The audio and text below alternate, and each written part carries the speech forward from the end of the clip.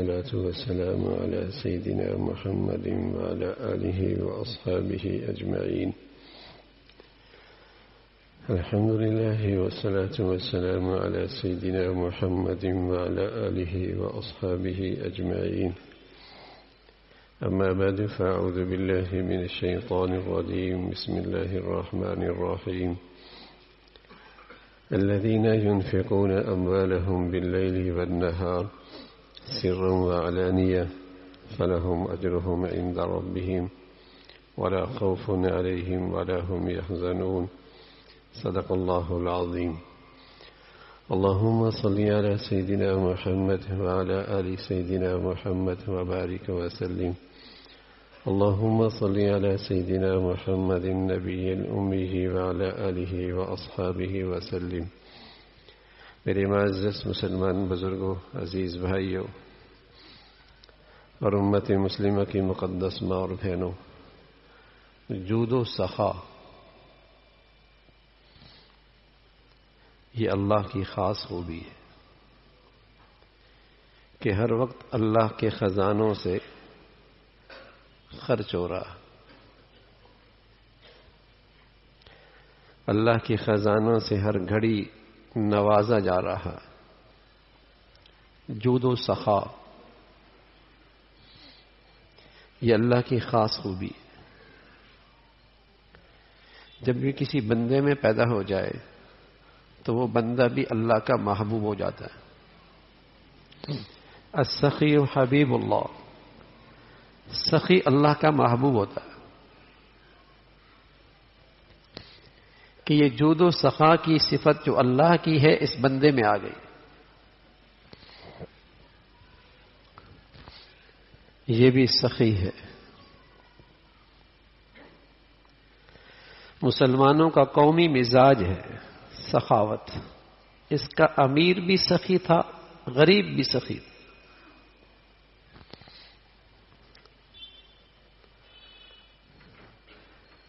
اللہ کے نبی دنیا کے سارے انسانوں میں سے سب سے زیادہ سخی ہے. اب مالی حیثیت تو ایسی نہیں، لیکن سخی سب سے زیادہ، اس لیے کہ سخاوت کے لیے مالدار ہونا ضروری نہیں.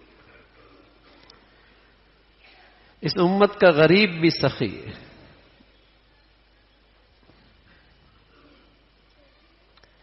تو سخاوت اس امت کا قومی مزاج ہے. افراد میں لوگ بخیل ہوتے ہیں اور بخل سے کام لیتے ہیں، لیکن قومی لحاظ سے یہ امت، یہ قوم ہمیشہ سخی رہی ہے. خرچ کرنا اس کا مزاج رہا ہے. اسے روکنے سے زیادہ خرچ کرنا پسند تھا.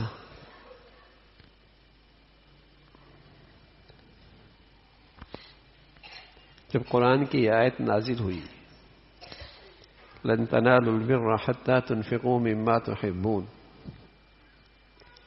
نیکی کا کمال درجہ تب پاؤ گے جب اپنی پسندیدہ چیز اللہ کے راستے میں خرچ کرو گے. تو حضرات صحابہ اپنی پسندیدہ چیزوں پہ نظر دوڑانے لگے. کون سی سب سے زیادہ مجھے پسند ہے؟ کسی کے ہاں باغ تھا، کسی کے ہاں سواری تھی، کسی کے ہاں گھوڑا تھا، کسی کے ہاں باندی تھی، کسی کے ہاں کچھ تھا. تو وہ حضور علیہ الصلوۃ والسلام کی خدمت میں آ کر پیش کرنے لگے، یا رسول اللہ، ہمیں سب سے زیادہ پسند یہ ہے، ہم یہ اللہ کے راستے میں خرچ کرنا چاہتے ہیں.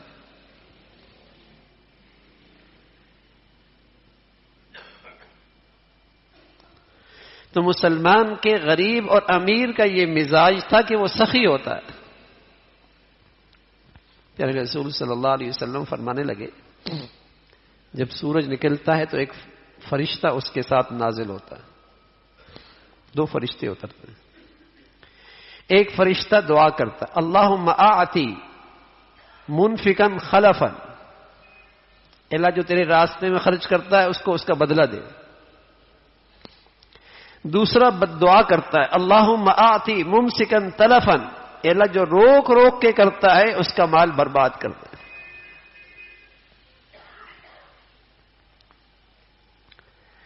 اسلام کے مادیاتی نظام بھی جمع کرنے کا نہیں ہے، تقسیم کرنے کا، خرچ کرنے کا۔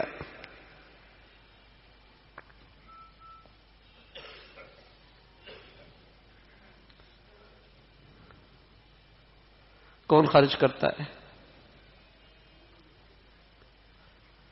اور یہ 100% بات ہے، قسم خدا کی، جو اللہ کے راستے میں اخلاص سے خرچ کرے گا اس کا مال بڑھتا رہے گا، غریب کا بھی بڑھے گا۔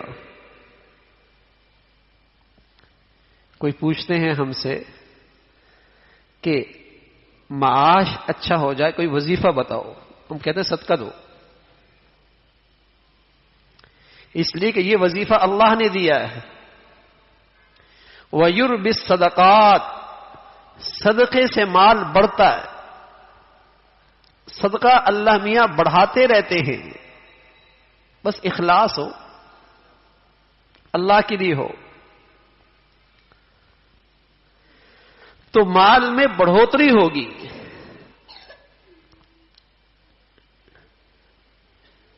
رزق کے بہت سے اسباب ہیں، چند اسباب ایسے ہیں جن کا ذکر قرآن میں بھی ہے کہ رزق کشادہ ہو جائے۔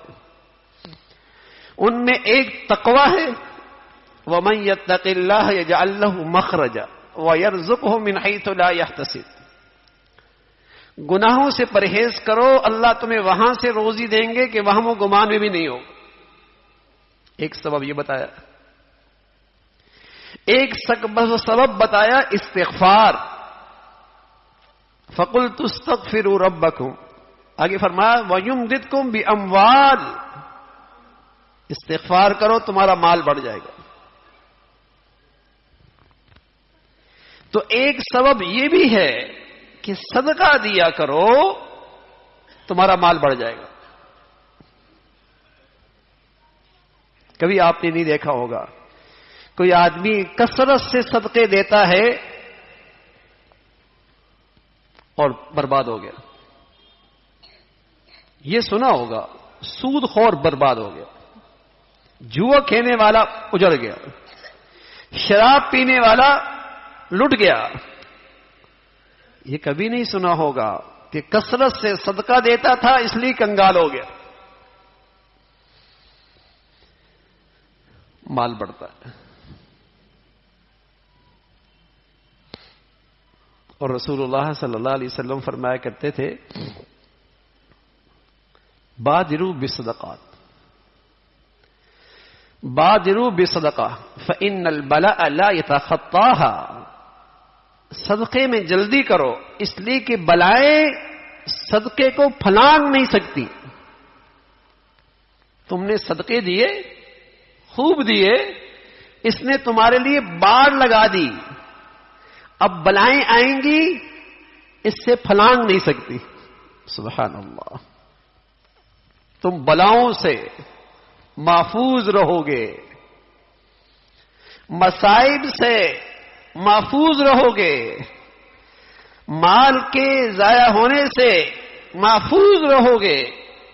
بادروا بالصدقہ فإن البلاء لا يتخطاها، صدقے میں جلدی کرو کہ بلائیں اس کو پھاند نہیں سکتی۔ جب سچے نبی نے کہا ہے تو سچ کہا ہے نا۔ جب اللہ کے حبیب صلی اللہ علیہ وسلم نے فرمایا تو سچ کہا ہے، اور آپ تو کہتے ہی وہ ہیں جو انہیں اللہ بتاتے ہیں، اور اللہ کے پیچھے تو اللہ کی قدرت ہوتی ہے۔ ایسا نہیں کہ اللہ کہے اور پورا نہ ہو۔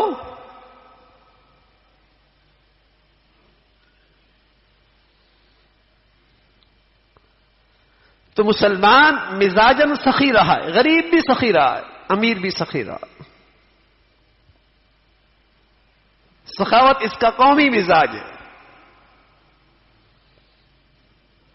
کہ خرچ کرتا ہے، پیارے نبی صلی اللہ علیہ وسلم فرمایا کرتے تھے مال والوں پر زکوٰۃ کے علاوہ بھی مال کا حق ہے جو اسے پورا ادا کرنا ہوگا، صرف زکوٰۃ نہیں ہے۔ زکوٰۃ نہ دینا تو بدترین بخیلی ہے۔ سخاوت کا ادنا درجہ یہ ہے کم از کم کہ بخل سے نکلے، زکوٰۃ تو صحیح نکالے، ورنہ مسلمان تو اپنے مال کا تہائی، اپنے مال کا 20واں حصہ، اپنے مال کا 10واں حصہ، اور آج بھی الحمدللہ ایسے مسلمان ہیں جو اپنے مال کا تہائی حصہ بھی خرچ کرتے، تہائی حصہ اللہ کے راستے میں خرچ کرتے۔ زکوٰۃ نہیں، پاکیزہ مال۔ اور ہم سر کی آنکھوں سے دیکھتے ہیں اللہ ان کا مال اور بڑھا رہا، اللہ کریم ان کے مالوں کو اور بڑھا رہے ہیں، کم نہیں ہوتا۔ اور ہوگا بھی کیسے جب اللہ نے بتا دیا، جب اللہ کریم نے بتلایا ہے کہ مال بڑھتا ہے۔ رسول اللہ صلی اللہ علیہ وسلم فرمایا کرتے تھے ما نقصت صدقہ، ما نقصت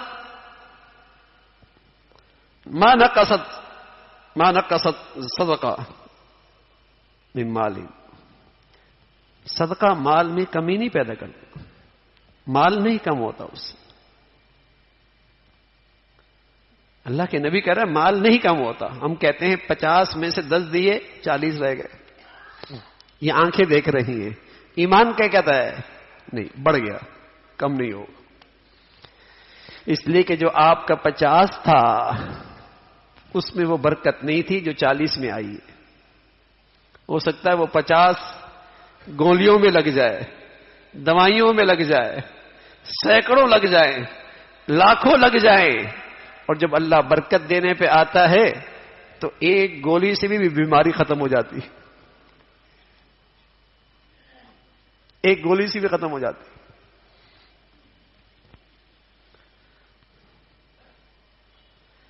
جس قدر تمہارا مال پاک ہوگا، پاکیزہ ہوگا، اس کی برکت بڑھ جائے گی۔ اس 40 سے وہ ہوگا جو ہزاروں میں نہیں ہوتا۔ تو مال نہیں کم ہوتا۔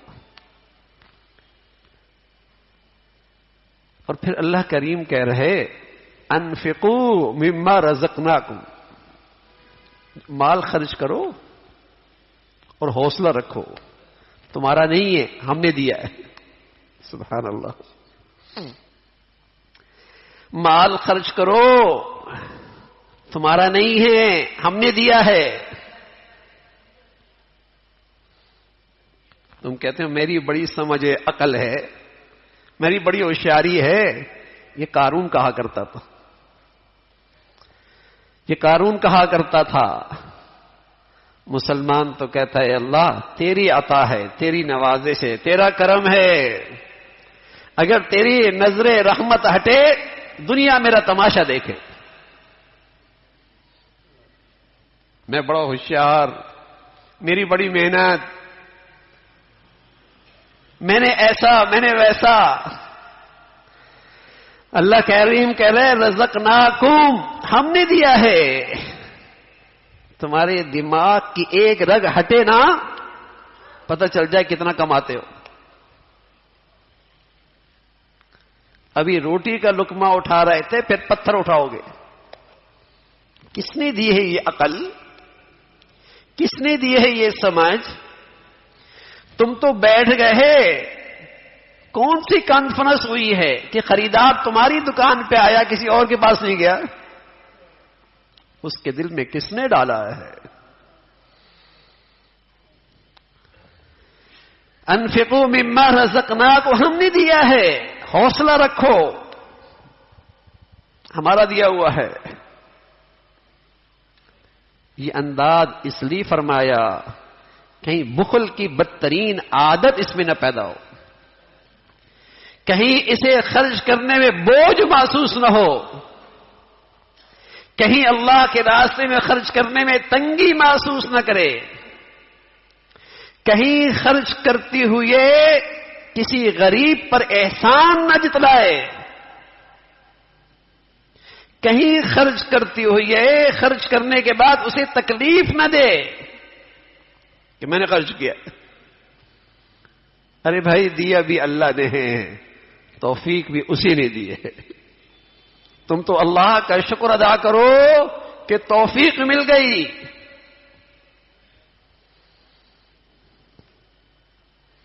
تو اللہ نے یہ انداز اختیار کیا، لیکن ساتھ فرمایا چلو تم نے اپنے اختیار سے ہمارا مال دیا نا، دیا تو ہمارا ہے، دیا تم نے اپنے اختیار سے، تو ایسا ہے تمہارا یہ دینا جیسے تم نے اللہ کریم کو قرض دیا ہے۔ اللہ اکبر۔ من ذا الذی یقرض اللہ قرضا حسنا، کون ہے اللہ کو قرض دینے والا؟ جب آدمی کسی قابل اعتماد آدمی کو قرض دیتا ہے تو بہت مطمئن ہوتا ہے کہ مسئلہ ہی نہیں ہے، یہ آدمی ایسا ہے کہ اس کو جتنا بھی قرض دے دو کوئی پریشانی کی بات نہیں۔ کچھ مارکیٹ میں ایسے لوگ ہوتے ہیں، آدمی کو پرواہ نہیں ہوتی، لے جاؤ میاں، لے جاؤ لے جاؤ، اتنا اس پہ اعتماد ہے، اور پھر وہ قدر بھی کرتا ہے، واپس بھی کرتا ہے، قدر بھی کرتا ہے۔ تو بتائیے بھائی، مسلمان کا اللہ کی ذات سے زیادہ کس پہ بھروسہ ہو سکتا ہے؟ مسلمان پر اللہ کریم سے زیادہ کس پہ بھروسہ ہو سکتا ہے؟ قرض دے رہے ہو، فَيُضَاعِفَهُ لَهُ أَضْعَافًا كَثِيرًا، کئی گنا بڑھا کے دوں گا۔ اس کے بڑھانے کا ایک انداز تو یہ ہے کہ فرمایا تم ایک دانہ ڈالتے ہو، اس کی 7 بالیاں نکلتی ہیں، ہر بالی میں 100 دانے ہیں، ایک دانے پہ تمہیں کتنے ملے؟ 700 دانے ملے۔ تم اللہ کے لیے خرچ کرو گے، اللہ تمہیں ایک پہ 700 گنا دے گا۔ فرمایا یہ بس نہیں ہے، واللہ یضاعف لمن یشاء، اللہ جتنا چاہے اس میں اضافہ کر دے۔ اور رسول اللہ صلی اللہ علیہ وسلم نے فرمایا تم ایک کھجور کی گٹلی اللہ کے راستے میں خرچ کرتے ہو اللہ کو راضی کرنے کے لیے، ریا نہیں، نام و نمود نہیں، احسان نہیں جتلانا، اپنی بڑائی نہ آئے، اللہ کو راضی کرنے کے لیے ایک گٹلی، اللہ اس کو پالتے ہیں۔ فرمایا جیسے تم گھوڑے کے بچے کو پالتے ہو اور پھر وہ بچہ گھوڑا بن جاتا ہے، ایسی اللہ تعالیٰ اس گٹلی کو پالتے ہیں، اس صدقے کو، اور اتنا بڑھاتے ہیں جتنا احد پہاڑ ہے، اور احد پہاڑ 7 کلومیٹر کا ہے۔ اور بتائیے اس ایک گٹلی کا صدقہ احد پہاڑ کے برابر اربوں گٹلیاں واپس ملیں گی نا، اربوں خربوں۔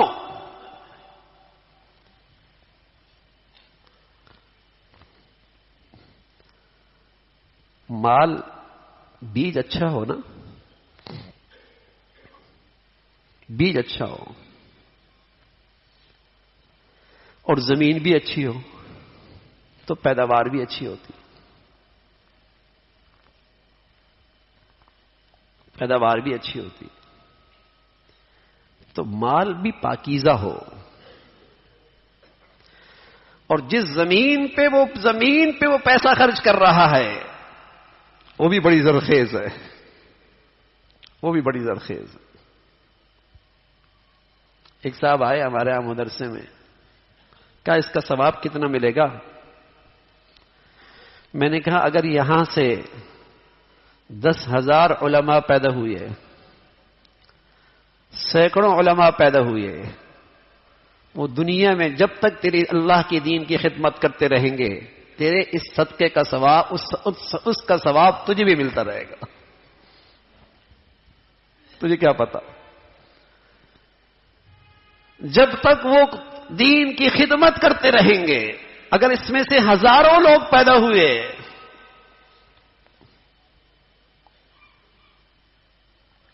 1 روپے لگایا اس نے، لیکن کس زمین پہ لگایا، کس مصرف میں لگایا؟ بیج بڑھیا ہو نا، اور زمین بھی زرخیز ہو، پیداوار بڑھیا ہوتی ہے. تو جو صدقے میں خرچ کر رہا ہے وہ پاکیزہ مال، اس لیے کہ حرام مال کے صدقہ نہیں ہوتا، ناجائز مال سے صدقہ نہیں ہوتا، مشتبہ مال کی وہ برکتیں نہیں ہوتی. اس کا مال بھی بڑا پاک ہے، پاکیزہ مال ہے. اور جہاں خرچ کر رہا ہے وہ زمین بھی بڑی زرخیز ہے، بڑی زرخیز ہے. اب آپ یہاں بیٹھے ہیں، دین کی بات ہو رہی ہے. اس مسجد کی تعمیر میں جس نے روپے لگایا، جب تک یہاں خیر کی بات ہوتی رہے گی اسے ثواب ملتا رہے گا. زرخیز زمین ہے نا، اللہ نے اس کا مال قبول کر لیا نا. اللہ تعالیٰ نے اس کے مال کو ایسا قبول کیا، کسی کو 10 گنا ملتا ہے، کسی کو 100 گنا ملتا ہے، کسی کو 1,00,000 گنا ملتا ہے، اور کسی کو اربوں کھربوں گنا ملتا ہے. زمین زرخیز ہے، زمین زرخیز ہے. تو بیج بھی اچھا ہو، زمین بھی زرخیز ہو، پیداوار بڑھیا ہوتی ہے. تو جو مال خرچ کر رہا ہے وہ مال بھی پاکیزہ،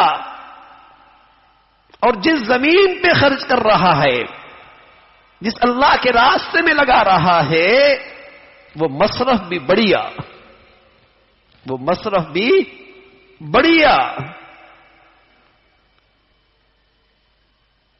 کسی کی ٹانگ ٹوٹ گئی، اس کا علاج کروا دیا،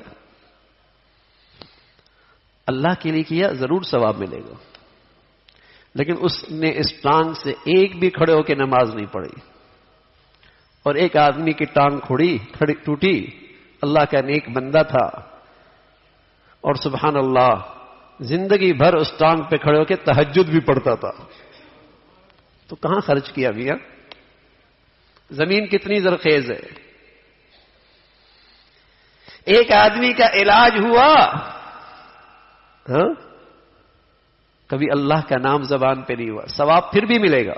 کافر کی خدمت کرو گے تب بھی ملے گا ثواب، تو اگر وہ محتاج ہے تو، صدقہ دیا تو. لیکن ایک آدمی کو آپ نے علاج کیا، صحت مند ہوا، جب تک زندہ رہا قرآن کی تلاوت کرتا رہا. یہ بھی فرق ہے نا. حضرت عبد الرحمن بن عوف رضی اللہ تعالیٰ عنہ بڑے مالدار تھے. مصر سے، شام سے، یمن سے پیسہ آتا تھا، سونا چاندی. اور ایسا نہیں کہ لوگ لے آئے سونا چاندی، 2 آدمی 3 آدمی سونا چاندی لے آئے، نہ ایسا نہیں تھا. سواریوں پہ لاد کے آیا کرتا تھا. اور ایسا نہیں کہ بس بیگ میں رکھتے، اتنا آتا کہ بس اوقات گھر میں ڈھیر لگ جاتا اور چھت تک لگ جایا کرتا تھا، سونا چاندی کے ڈھیر. ایک مرتبہ ایسا ہی مال آیا تو ایک برتن لیا ناپنے کا، فرمایا ان لوگوں کے نام لے آؤ جو حدیبیہ میں شریک تھے، 1400.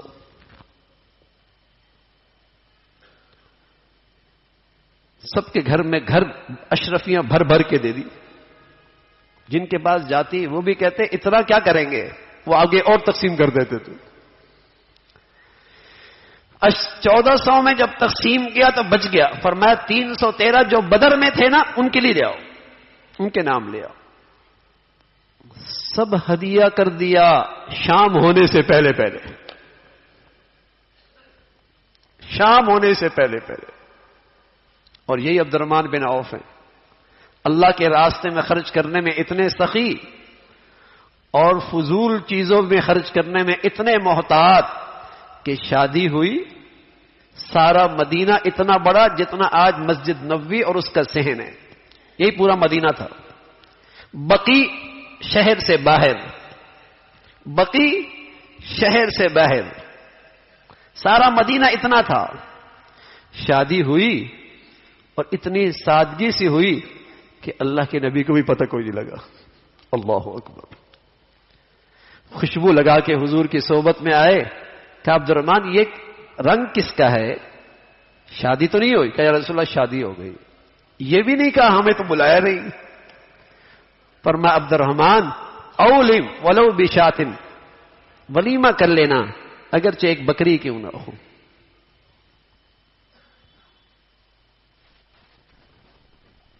لیکن ہم لغویات اور فضولیات میں، رسومات میں لاکھوں کروڑوں، اور ہمارا کوئی آدمی بیمار ہو جائے تو بکرا مریل،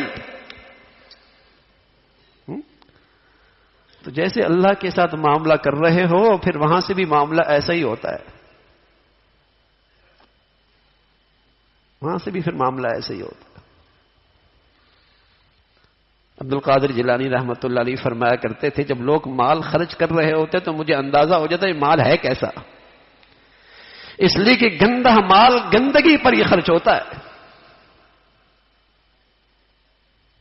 فضولیات میں لگتا ہے، رسم و رواج میں لگتا ہے، گناہوں میں لگتا ہے، اسراف میں لگتا ہے، نام و نمود میں لگتا ہے، نمائش میں لگتا ہے، جیسا مال ہے۔ تو فرمانے لگے میں مال خرچ کرنے والے کو دیکھ کر بتا دیتا ہوں کہ یہ مال ہے کیسا، جتنا پاکیزہ مال ہوگا اتنی اچھی جگہ پہ خرچ ہوگا، اتنا اس کا بڑا نفع ہوگا، دنیا میں بھی آخرت میں بھی۔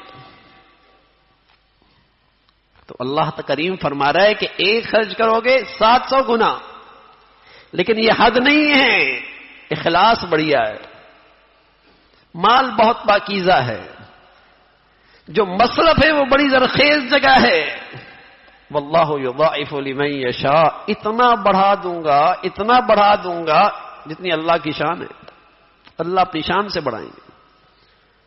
اور رسول اللہ صلی اللہ علیہ وسلم نے اس کی ایک مثال دی کہ ایک گٹلی احد پہاڑ کے برابر اللہ اسے پالتے پالتے بڑا کر دیتا۔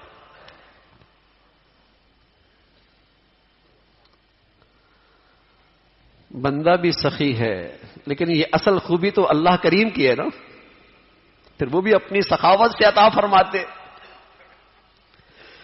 وہ ذات بھی اپنی سخاوت سے عطا فرماتے ہیں، اپنی شان سے عطا فرماتے۔ تو مزاجن مسلمان سخی ہوا کرتا، سخی ہوا کرتا۔ ما عندکم ینفد وما عند اللہ باق، جو تمہارے پاس ہے اس پہ تو آ جائے گی فنا، اس پہ تو فنا آ جائے گی، اور جم نے اللہ کریم کے خزانے میں جمع کر دیا وہی محفوظ ہو گیا، ایسا ہی ہے، سب یہی رہ جائے گا۔ لیکن عقل مند لوگ جانتے ہیں یہاں کی زندگی 70 سال کی ہے، وہاں کی زندگی کھربوں سال کی ہے، وہاں سرمایہ کی ضرورت زیادہ ہے بنسبت یہاں کے۔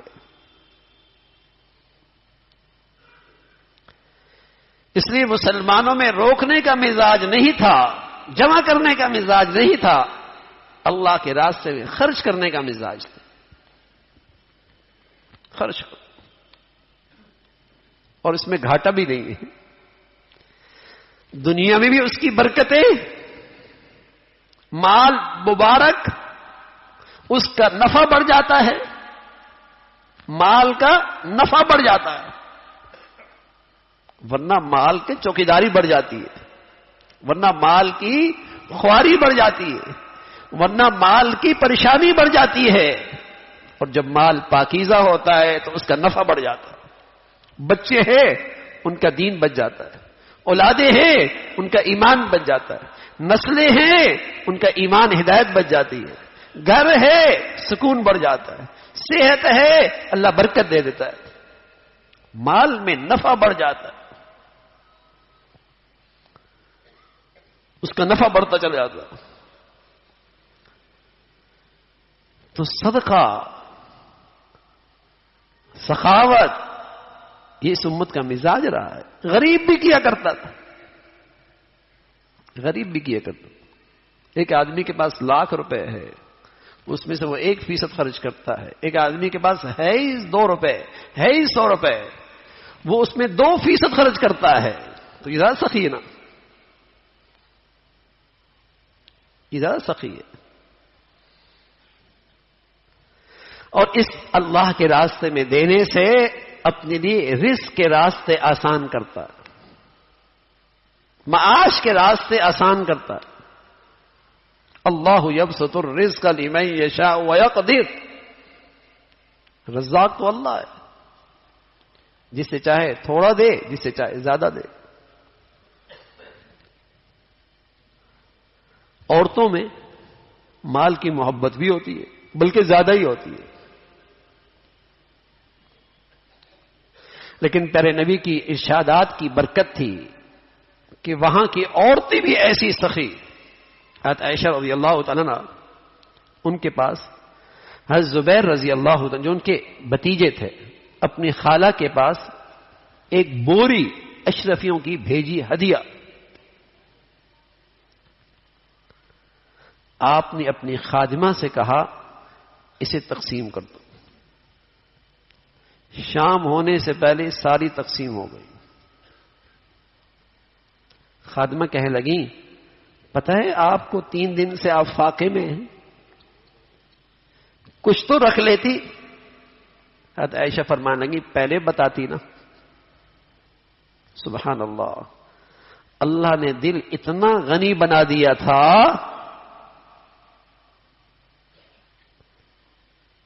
دل اتنا غنی بنا دیا تھا کہ پرواہ ہی نہیں ہے، سارا خرچ کر دیا۔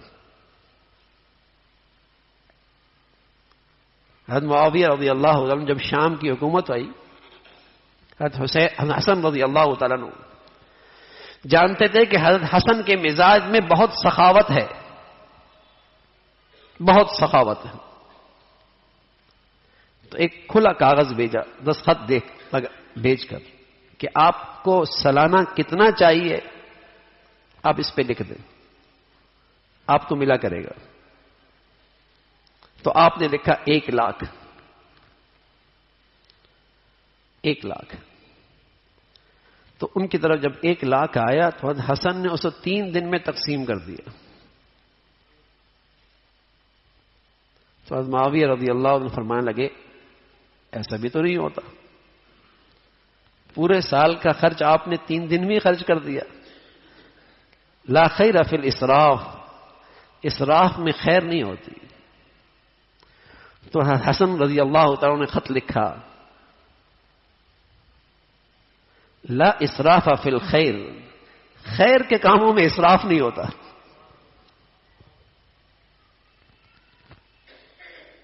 خیر کے کاموں میں اسراف نہیں ہوتا۔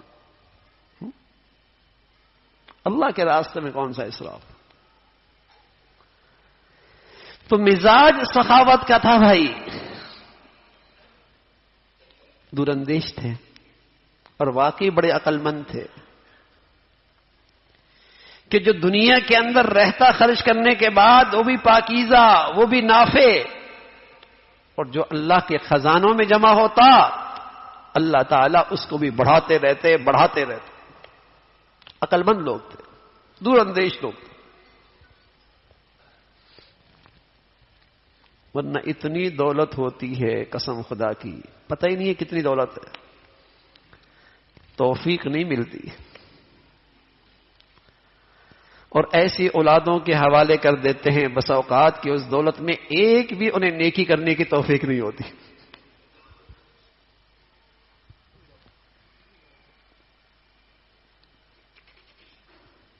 ایک بھی نیکی کی توفیق نہیں ہوتی۔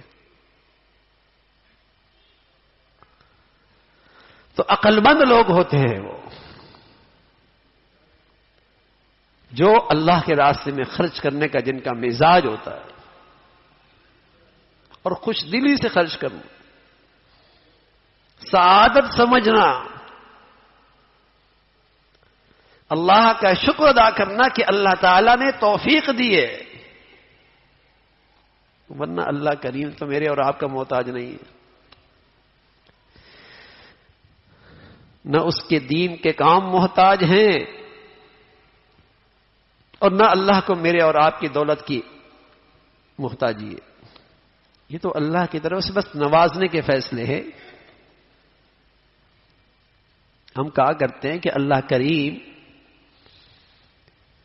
زمین پر پہاڑ گاڑ سکتا ہے، سمندر بہا سکتا ہے، دریا بہا سکتا ہے، آسمان نما چھت بنا سکتا ہے. اس اللہ کے لیے اس دنیا میں اپنے گھر بنانا اور گھر گھر دین کی بات پہنچانا کیا مشکل تھا؟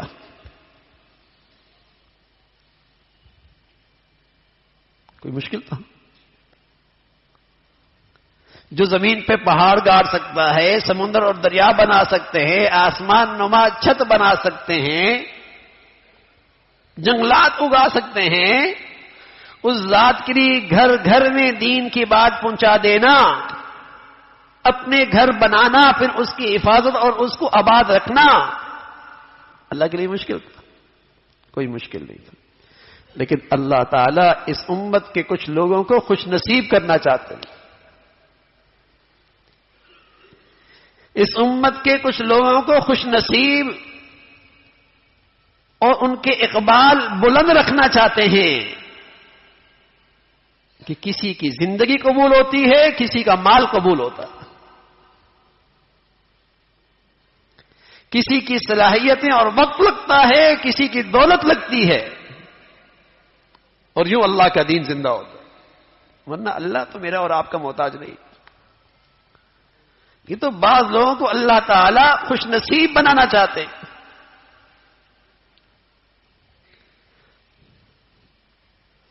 تو میرے عزیزو، اس امت کا مزاج ہمیشہ سخاوت کا رہا ہے، سخاوت کا رہا. لیکن آخری درجہ، کم از کم آخری درجہ، وہ ہے زکوٰۃ، وہ ہے زکوٰۃ. ورنہ قرآن میں ایک پورا قصہ ہے سورہ قلم میں کہ وہ اپنے پیداوار کا تہائی اللہ کے راستے میں خرچ کرتا تھا. باغ والا تھا، تہائی اللہ کے راستے میں. اولاد بڑی ہو گئی، ابا دنیا سے چلے گئے،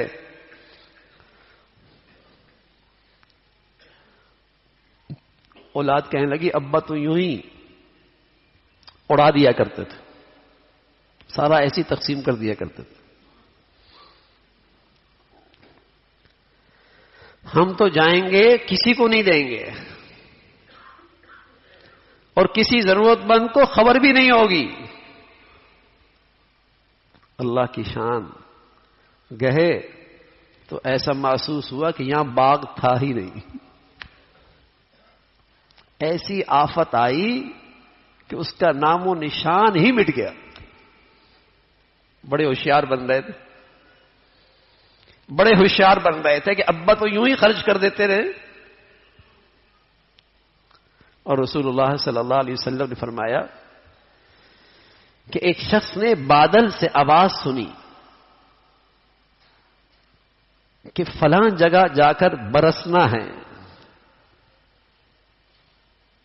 اب وہ آدمی اس بادل کے نیچے چلنے لگا.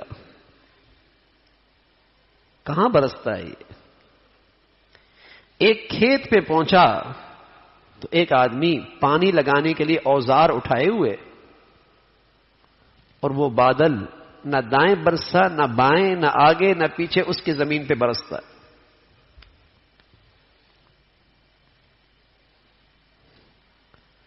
اس سے یہ پوچھتا ہے کون سی نیکی ہے کہ یہ بادل تمہارے زمین پہ برسنے کے لیے کہاں سے چلا ہے؟ کون سی نیکی کھینچ کے لائی ہے؟ کیا اس کی جتنی پیداوار ہوتی ہے 3 حصے کرتا ہوں. ایک اپنے بال بچوں کے لیے، ایک حصہ دوبارہ پھر زمین پہ، ایک حصہ اللہ کے راستے میں. جب مسلمان اپنے کاروبار میں اور اپنی زراعت اور کھیتیوں میں یوں سخاوت کیا کرتے تھے تو پھر رحمت کی بارشیں بھی ہوا کرتی تھی. اب تو جب بارشوں کی ضرورت ہوتی ہے تو بارشیں کوئی نہیں، اور جب فصلیں تیار ہوتی ہیں آندھیاں اور طوفان ہیں، آندھیاں اور طوفان ہیں. یہ زمین و آسمان کا نظام یوں ہی نہیں بدلتا، میری نیکی اور بدی اس پہ اثر انداز ہوتی ہے. یہ دنیا میں تغیر یوں ہی نہیں آتا، موسموں میں سختی یوں ہی نہیں آیا کرتی. میری نیکی اور بدی ان پہ اثر انداز ہوتی ہے. اور یہ بات اللہ کریم نے کہی ہے کہ نیکی اور بدی موسموں پہ، فضاؤں پہ، ہواؤں پہ، دریاؤں پہ، سمندروں پہ اثر انداز ہوتی ہے. ظاہر الفساد فی البر والبحر بما کسبت ایدی الناس لیذیقہم بعض الذی عملوا لعلہم یرجعون. یہ جو تمہیں زمین پہ، خشکی پہ، تری پہ فساد نظر آ رہا ہے، ہر طرف بربادی کی صدائیں ہیں، ان لوگوں کی بدعمالیوں کا نتیجہ ہے. اور فرمایا یہ اس لیے انہیں ہم سزا دیتے ہیں کہ شاید ہوش میں آ جائے اور کل کے بڑے عذاب سے محفوظ ہو جائے، شاید کہ لوٹ آئے، شاید کہ لوٹ آئے. تو جب اللہ کا حق ادا ہوا کرتا تھا مالیات میں، مالوں میں مسلمان سخاوت کیا کرتا تھا، صدقہ خیرات کی کثرت کیا کرتا تھا، تو یہ بلاؤں سے، حوادث سے، مصائب سے محفوظ رہتا تھا، محفوظ رہتا تھا. رسول اللہ صلی اللہ علیہ وسلم فرمایا کرتے تھے ما خالطت الزکاة مالا الا اہلکتہ، او کما قال علیہ الصلاۃ والسلام. جب زکوٰۃ کی رقم مال سے مل جائے تو یہ اصلی مال کو بھی ہلاک کر دیتا ہے.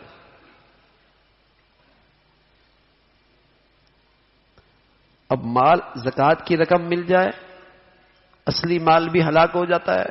ایک مطلب تو یہ ہے کہ زکوٰۃ لینے کا مستحق نہیں ہے اور زکوٰۃ لے رہا ہے، تو جو اس کا پہلا اپنا مال ہے وہ بھی ہلاک ہو جائے گا، اس میں بھی نحوست آ جائے گی، اس میں بھی برکتی آ جائے گی. اور دوسرا مطلب یہ ہے زکوٰۃ تو بنتی تھی 100 روپیہ، دیا اس نے 90 روپے، 10 رہ گئے، یہ 10 بھی اس کے مال کو نقصان پہنچائیں. دودھ کی بالٹی بھری ہوئی ہو، ایک قطرہ گندگی کا، گوبر کا اس میں آ جائے، بتائیے استعمال کرتے ہیں؟ تو اسی طرح جب زکوٰۃ کی رقم رہ گئی اس نے بقیہ مال کو بھی گندا کر دیا. اور جب وہ گندگی کھائی جاتی ہے اور گندگی استعمال کی جاتی ہے تو اس کی سب سے بڑی نحوست یہ ہوتی ہے کہ آدمی نیکیوں سے دور ہوتا ہے، اولادیں ایمان سے دور ہوتی ہیں، اولادیں ہدایت سے دور ہوتی ہیں، اس لیے کہ جیسا کھائیں گے ویسے اس کے اثرات ہوں گے، ویسے اس کے اثرات ہوں گے. تو جب زکوٰۃ نہیں دی اور مال میں رہ گئی، بقیہ مال بھی خطرے میں آ گئے. ہمارے ہاں مال میں اتنی کوتاہی ہے زکوٰۃ میں، ہمارے گھروں میں تو ملکیت بھی طے نہیں ہوتی. زکوٰۃ کون نکالے؟ بہو نے جو سونا پہنا ہوا ہے مالک کون ہے سونے کا؟ شوہر مالک ہے، ساس مالک ہے، سسر مالک ہے، یا بہو مالک ہے؟ کچھ پتہ نہیں. وہ تو جب اللہ نہ کرے گھر ٹوٹتا ہے تو پھر کہتے ہیں ہم نے تو ایسے تحفہ دیا تھا، ہم نے تو صرف پہننے کے لیے دیا تھا، ہمارا سونا واپس دے دو، ہمارا سونا واپس دے دو۔ بہو نے سونا پہنا ہے، بیوی نے سونا پہنا ہے، پتہ کوئی نہیں مالک کون ہے۔ جب ملکیت ہی پتہ کوئی نہیں تو زکوٰۃ کون دے گا؟ ہمارے ہاں تو زکوٰۃ کا یہ حال ہے، نمازی 10% ہیں تو زکوٰۃ دینے والے 5% بھی نہیں، اور جو بیچارے دینے والے ہیں انہیں کچھ نہیں پتا کہ زکوٰۃ صحیح نکالی بھی جا رہی ہے یا کچھ کچرا بیچ میں ابھی تک چھوڑا جا رہا۔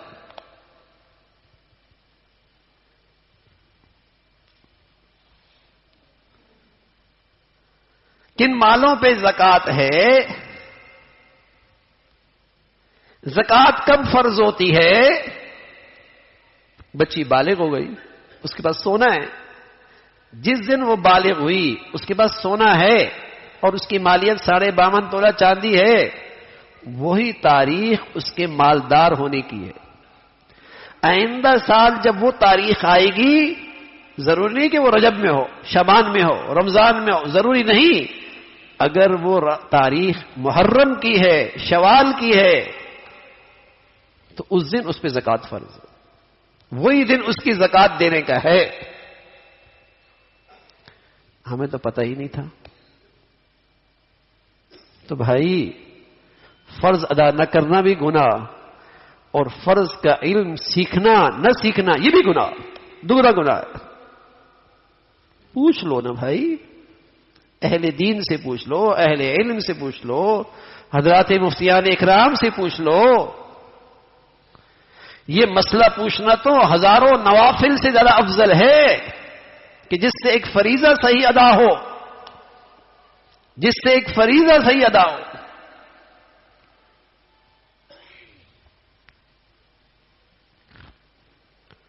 تو میرے عزیزو، آج مالی معاملات میں جو دین ہے، مالی معاملات کا جو دین ہے اور مال کے متعلق جو اللہ کے حقوق ہیں، اس میں آج کوتاہی ہے، اس لیے آج مالوں میں برکت نہ رہی، اس لیے آج مال محفوظ نہ رہے، مالوں میں برکت نہ رہی۔ پہلے ایک آدمی کماتا تھا، پورا گھر کھاتا تھا، اور اب سب کماتے ہیں تب بھی پورا نہیں ہوتا، برکت ہی نہیں رہی۔ پہلے کوئی بیمار ہوتا تو حیرانگی ہوتی، اب تو ہر ایک کے گھر میں ٹیسٹ کی پورے فائلیں بنی ہوئی ہیں۔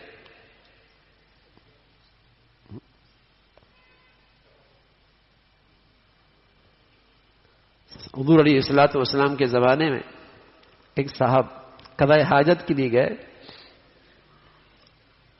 اور وہاں کیا دیکھا کہ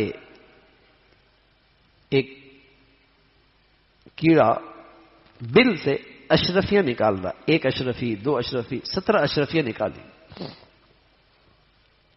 وہ لے کے حضور علیہ الصلوۃ والسلام کی خدمت میں آیا کہ یا رسول اللہ، یوں اشرفیاں ملی ہیں، جائز ہے نہیں، حلال ہے نہیں جنگل میں؟ حضور علیہ الصلوۃ والسلام فرمایا یہ اللہ نے آپ کو رزق دیا ہے۔ تو اللہ والے کہنے لگے ان کی زندگیاں اتنی پاکیزہ ہوتی تھیں کہ انہیں بلوں سے رزق ملتا تھا، اور آج ہمارا حال یہ ہے کہ جو کچھ آتا ہے وہ بلوں میں چلا جاتا ہے، یہ بل اور وہ بل اور وہ بل اور بل ہی بل۔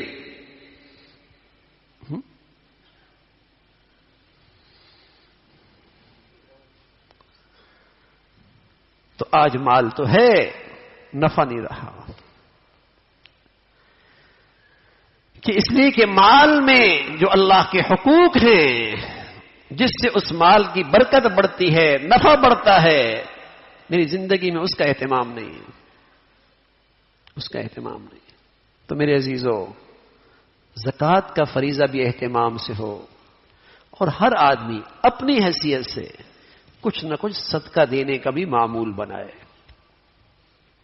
سب سے پہلے تو زکوٰۃ ہے، وہ پورے اہتمام سے ہو، اور جھکتے دیں، کچھ تھوڑا زیادہ دیں،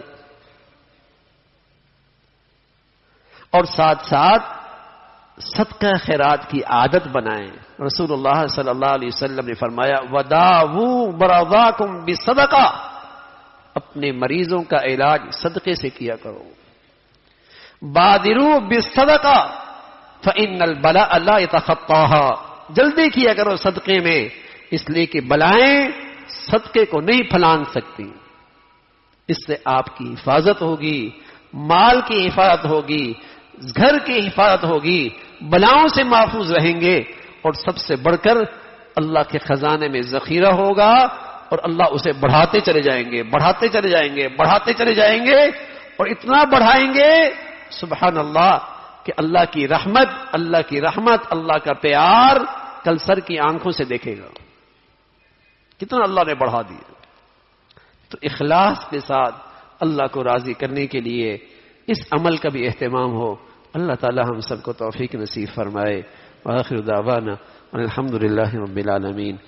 اللهم لك الحمد كله ولك الشكر كله، اللهم لك الحمد كله ولك الشكر كله. سبحان الله وبحمده، سبحان الله العظيم، عدد خلقه وزنة عرشه ورضا نفسه ومداد كلماته. اللهم لا نحصي ثناء عليك أنت كما أثنيت على نفسك. اللهم أعنا على ذكرك وشكرك وحسن عبادتك. يا حي يا قيوم برحمتك نستغيث، أصلح لنا شأننا كله ولا تكلنا إلى أنفسنا طرفة عين. اللهم إنا نسألك العفو والعافية في الدنيا والآخرة. اللهم إنا نسألك العفو والعافية في الدنيا والآخرة. اللهم اجعل خير أمرنا آخرنا وخير عملنا خواتمنا وخير أيامنا يوم نلقاك فيك. یا ارحم الراحمین، جو کچھ کہا سنا عمل کی توفیق نصیب فرما. ایمان والی، عافیت والی، صحت والی زندگی نصیب فرما. اے مولا کریم اپنی رضا والی زندگی نصیب فرما، اپنی رضا والی موت نصیب فرما، اپنی چاہت والے جذبات عطا فرما، اپنی پسند والی خوبیاں نصیب فرما، اپنے رضا والے اعمال نصیب فرما. اے مولا کریم اپنے فضل سے تمام حاضرین حاضرات کی تمام جائز حاجات کو پورا فرما، مشکلات کو آسان فرما، پریشانیوں کو ختم فرما. ہر آنے والا دن ایمان عافیت کے لحاظ سے بڑھیا نصیب فرما، ایمان تقوی کے لحاظ سے بڑھیا نصیب فرما، ایمان صحت کے لحاظ سے بڑھیا نصیب فرما. اے مولا کریم ہمیشہ اپنے بچے بچیوں میں ہمیں خوشیاں نصیب فرما. ہماری اولادوں کو ہمارے لیے راحت کا، عزت کا صدقہ جاریہ بنا، ازمائشوں سے محفوظ فرما. ہمارے بچے بچیوں کو نیکیوں سے مناسبت نصیب فرما، نیکوں کی عظمت نصیب فرما، نیکوں کی صحبت نصیب فرما، بروں سے اور برائیوں سے محفوظ فرما. اے مولا جو بچوں کے ماں باپ پہ حقوق ہیں، ماں باپ کے لیے ادائیگی آسان فرما، اور اولادوں کو ہمیشہ اپنا والدین کا فرما بردار بنا. یا ارحم الراحمین اپنے فضل سے جو بچیاں گھروں میں ہیں ان کے لیے صالح رشتوں کا انتظام فرما. جو بچیاں گھروں میں جا چکی ان کے گھروں کو محبت اور تقوی سے آباد فرما. ہمارے گھروں میں ٹوٹ پھوٹ کو ختم فرما، محبتوں کی اور ایمان کی زندگی عطا فرما. ہر قسم کی غلط فہمیوں سے، بدگمانیوں سے ہمارے گھروں کو محفوظ فرما. یا ارحم الراحمین پوری امت اسلامیہ پہ رحم فرما. اہل اسلام کو نیک صالح قیادت نصیب فرما. ظالموں سے، بے دینوں سے، جہلا سے اس امت کو نجات نصیب فرما. اور غزہ اور فلسطین کے مسلمانوں کے لیے آسانیاں پیدا فرما. ان کی قربانیاں، شہادتوں کے بدولت امت میں دینی ایمانی بیداری پیدا فرما. مسلمانوں میں اسلامی وحدت پیدا فرما. اے مولا جو مسلمانوں میں رنگ، نسل، وطن، علاقے، وطنیت کی بنیاد پر نفرتوں کا بیج بو رہے، بے دینی اور فحاشی کو فروغ دے رہے، ان ظالموں کی شر سے مسلمانوں کی حفاظت فرما. یا ارحم الراحمین ہمارے ملک کو سلامتی عطا فرما. یا نیکی کی اور خیر کی اور تعمیر کی قوتوں کو غلبہ نصیب فرما. تخریب کی اور بے دینی کی طاقتوں کو ختم فرما. اے مولا ہمارے ملک کو سلامتی عطا فرما. اندرونی بیرونی خطرات سے محفوظ فرما. یہاں ایمان ہدایت کی فضاؤں کو عام فرما. اس کے لیے ہماری زندگیاں، ہمارے وسائل قبول فرما. یا ارحم الراحمین ہمارے اولادوں کو اپنی دین کی حفاظت اشاعت کے لیے قبول فرما. ربنا تقبل منا إنك أنت السميع العليم ربنا تقبل منا إنك أنت السميع العليم وتب علينا إنك أنت التواب الرحيم وصلى الله على سيدنا محمد وعلى آله وأصحابه